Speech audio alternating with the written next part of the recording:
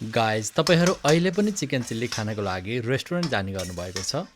रेस्टुरेन्टमा भन्दा top quality र एउटा प्लेटको बजेटले नै सानो परिवारलाई नै पुग्ने यसरी घरमा बनाएर खानुभयो भने टेस्ट, क्वालिटी, समय र पैसा सबैको बचत हुनेछ।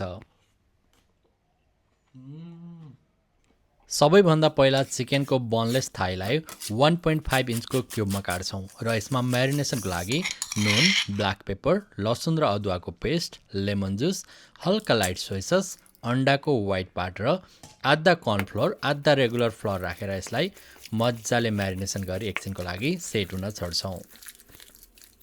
अब हामी यसको सस रेडी गरौँ। Ketchup, light soya sauce, oyster sauce, chilli sauce र कर्नफ्लोर मिक्स गरेको पानी यो सबै राखेर यसलाई राम्रोसँग मिक्स गर्छौँ।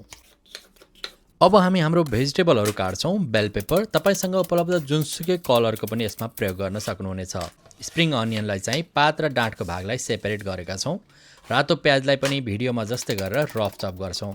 यसै गरी हरियो खुर्सानी, अदुवा र लसुनलाई पनि हामी फाइन चप गर्छौँ। अब हामी हाम्रो म्यारिनेटेड चिकनलाई एक एक गरी मजाले फ्राई गर्छौँ र यसलाई गोल्डन ब्राउन भएपछि निकाल्छौँ।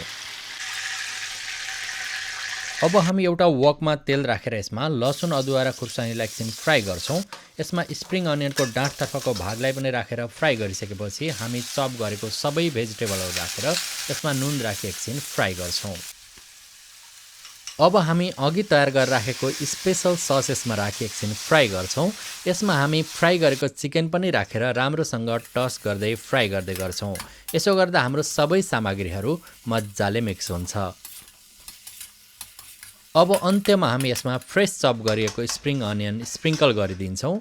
अब हेर्नुहोस्, यो रेस्टुरेन्टमा भन्दा राम्रो क्वालिटीको र त्योभन्दा स्वादिलो चिकन चिल्ली तपाईको किचनमा तयार भइसकेको छ। तपाईँ पनि यसलाई ट्राई गर्नुहोस् र फिडब्याक दिनुहोस्।